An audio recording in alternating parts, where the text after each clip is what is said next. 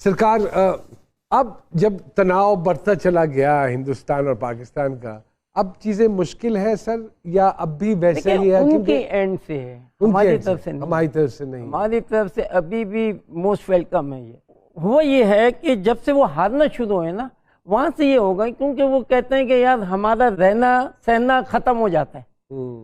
वो हार बर्दाश्त नहीं कर सकते, उनमें आग लगा देते हैं, घरों को तोड़ देते हैं, प्लेयरों के घर को ला देते हैं।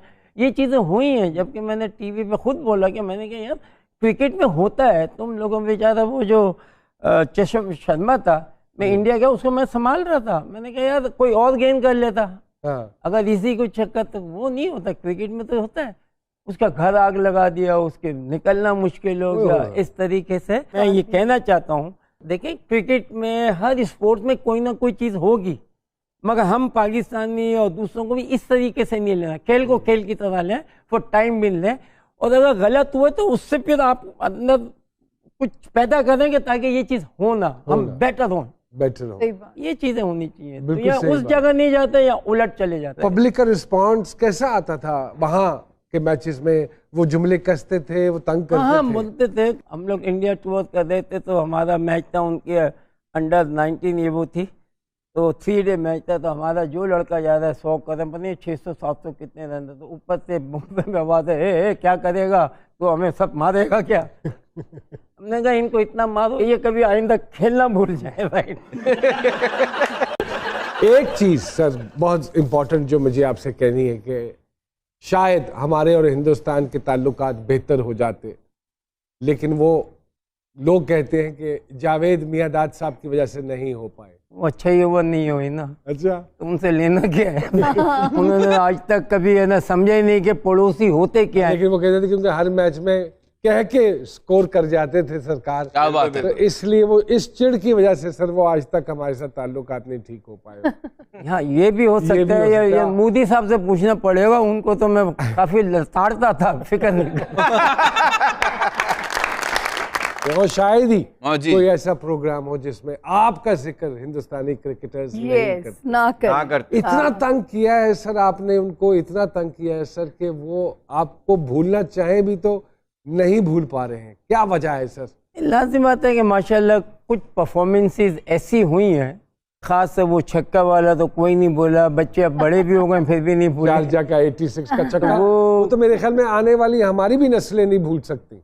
वो मैच तो बड़े होते रहे, ऐसे होते हैं, मगर वो मैच मैं अपनी लाइफ में कहता हूँ कि ना मैंने कभी खेला ना खेल सकूंगा। जब मैं खेल रहा था, मुझे खुद में हारा हुआ खेल रहा था, मैच हार गए और जावेद आराम से इतना इतना खेलो, पूरे ओवर खेलो, इज्जत से हार जाए। तो मेरे माइंड में ये था, मैं खेलता था। तो ये एक सबक ये भी है कि जो हमें सुन रहे हैं, जो क्रिकेटर हैं, कि देखें अगर आप खेलते रहें एंड तक एनीथिंग कैन हैपन।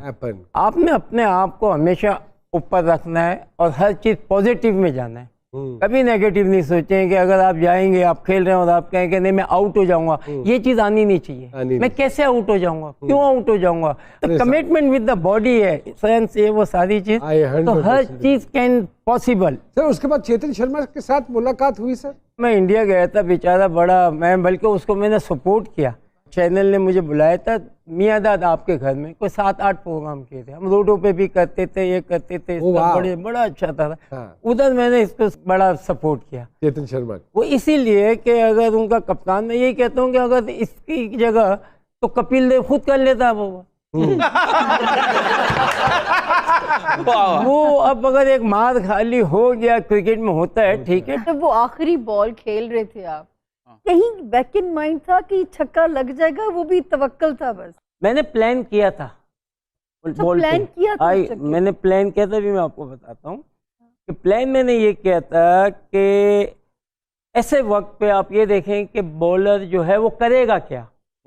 ऐसे टाइम पे बॉलर जो है वो 99% यॉर्कर मारेगा, जो बिल्कुल टांग के ऊपर आती है। फिर मैंने ये किया था कि जब मैं ये स्टांस में था तो मैं 2 कदम आगे आ गया था। ओके। अब मुझे पता है कि वो करेगा तो वो टोका लेगा, तो फिर मैंने सोचा था कि मैं लीन करूंगा पीछे, क्योंकि अगर यहाँ भी होगा तो यहाँ से मैं उठा लूंगा। ये तो पूरी science. I did like that. मैंने अपना प्रोग्राम बनाया था और जैसे वो आए तो मैं यूं गया हूँ, तो बॉल मुझे फुल टॉस मिल गई। यही बहुत करना सीधी था। बाहर। वाह वाह वाह वाह वाह वाह।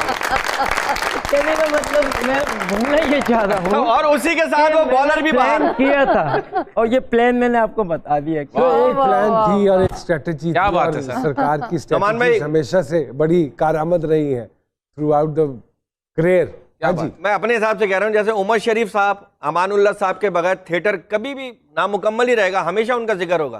क्रिकेट जब भी होगी जावेद मिर्जा साहब का जिक्र होगा। हाँ जी। इसमें कोई ऐसा हो नहीं सकता कि इनके जिक्र के बगैर क्रिकेट हो जाए। इवन के पाकिस्तान और हिंदुस्तान की जब लिखी जाएगी बहुत सारी चीजें, ये शारजा कप का जिक्र जरूर होगा कहीं ना कहीं। हमारा सबसे बड़ा मिसाइल ही यही है। मिसाइल ही है। वो बेचारे आधे वैसे ही डर जाते थे, वो जाके हाँ यूं यूं कर, ये अभी तो खेला नहीं बोलता है, अभी तो खेला नहीं बोलता है।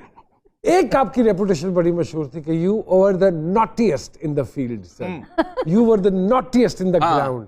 हर एक को उचकल करने, पिन तंग आउट करना, मजाक ये करना, अगर ये तबीयतन शुरू से ही ऐसा नोटोरियस था। अगर थे ना तो वो थे ऑस्ट्रेलियन, इंग्लैंड, ये लोग वो वहाँ जो गेम खेलते थे, हम जाते थे मैच खेलने, जो चैपल और ये वो सब पीछे से लगे होते थे, यू कांट बिलीव इट।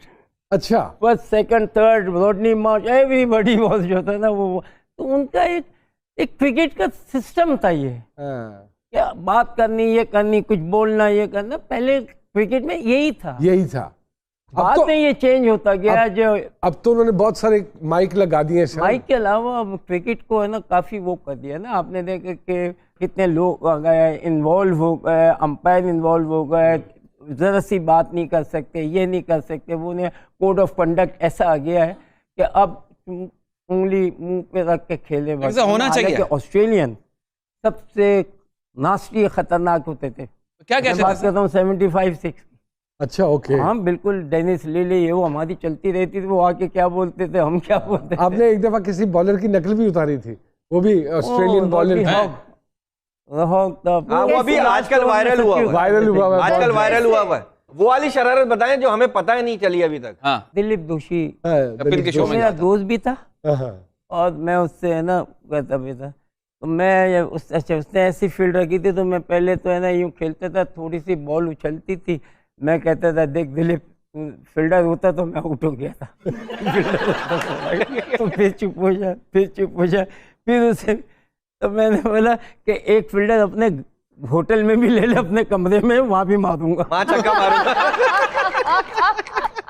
मगर हम फ्रेंड भी थे भाई, बाद में मिलते भी थे सब थे। तो इंडिया में भी हम क्रिकेट जब खेलते थे, हिट ऑफ द वो होता था आफ्टर द गेम, बड़ा मतलब एटमॉस्फेयर हमारा बड़ा अच्छा होता था। आजाद भाई, एक सवाल है, चेतन शर्मा का आपने कैरियर तबाह कर दिया, उसकी कोई हेल्प की? आप कभी करूँ क्या?